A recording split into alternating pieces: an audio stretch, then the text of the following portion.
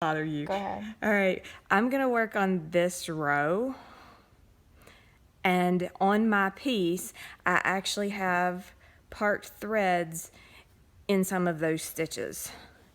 In this case, that very first thread, if I can pull it out, that thread, and not these two, this very first thread is this symbol.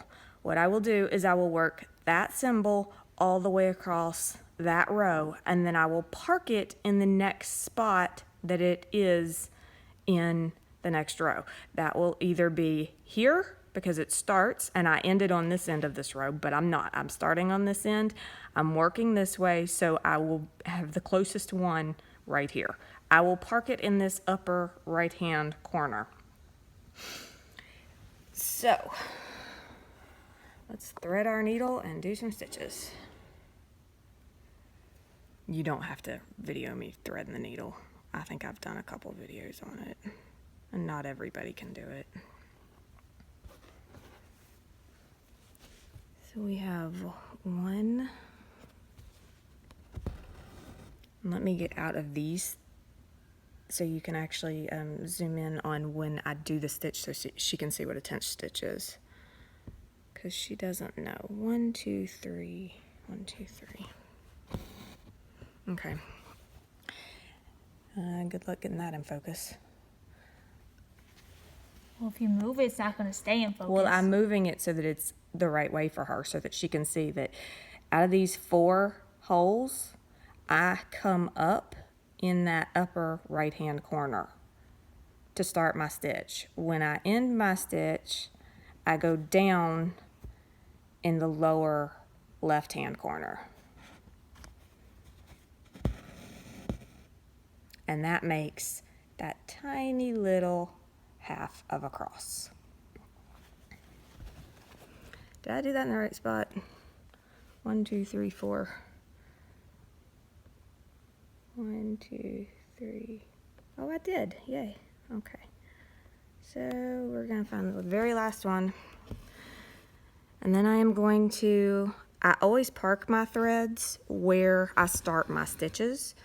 And I'm going to park it in the next spot, which is diagonal to the stitch that I just made. And I'm going to park it in this upper right-hand corner. And it's on the next row, so I take it off my needle. And then I go back to the beginning where I started and pull the next stitch. You may have to start these threads versus having a parked thread.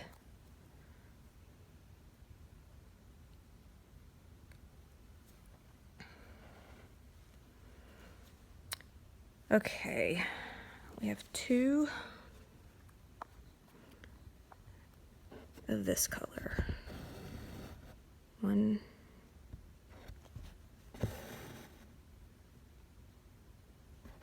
2.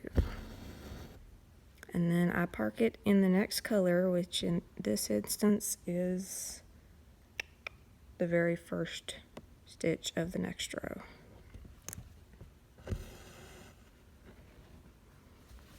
And then I go to the next empty one. In this case, it's this color.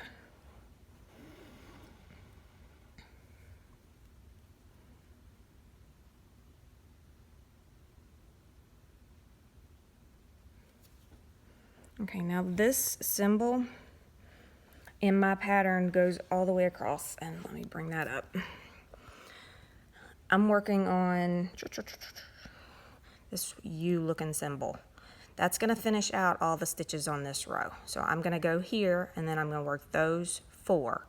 When I finish this, because that entire row will be finished, I'm gonna move up here and work these because I've already got the thread on my needle. At that point, because that's all of them in that row, I park it in this next one.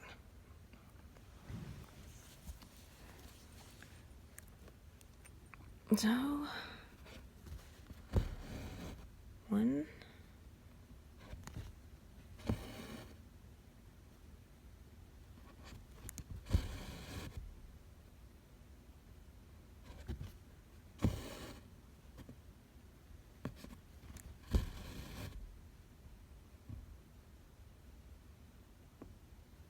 Where'd it go?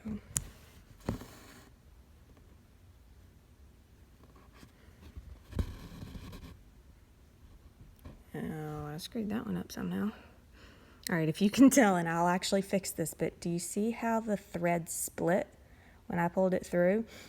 If I don't start my stitches in that upper left-hand corner where there's no hole, that is what ends up happening to my threads. And that's why I don't start when there's any other stitch. I always want to start my stitch in an open hole. In this case, I will actually pull this one back out and tug on the thread underneath it until it lays flat. And hope it doesn't do it to the next one, because I've made my threads wonky. All right, where do you go? Third, so 1, 2, 3.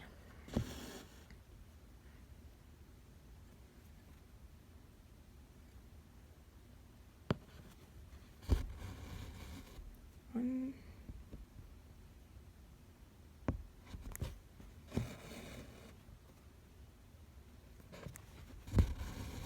2.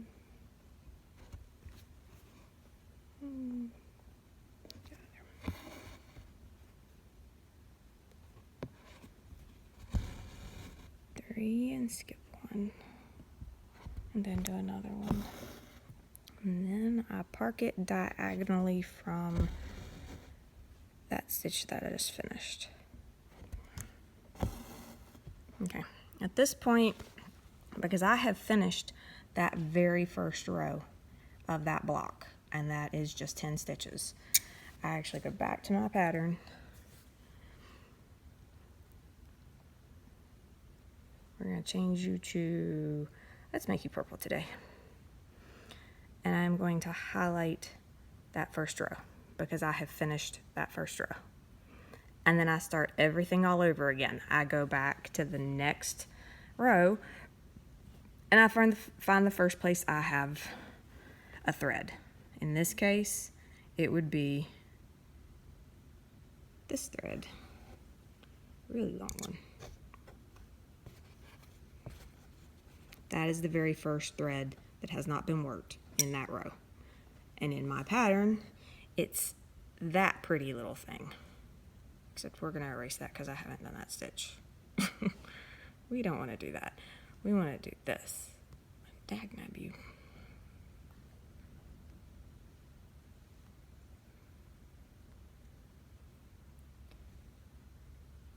I would then work that symbol across in that row.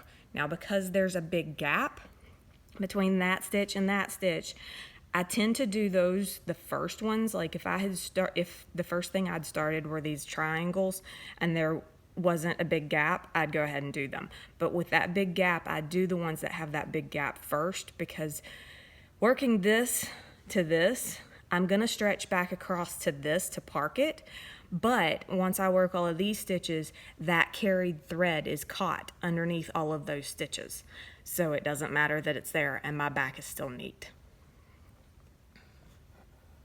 All right. Let's see if that's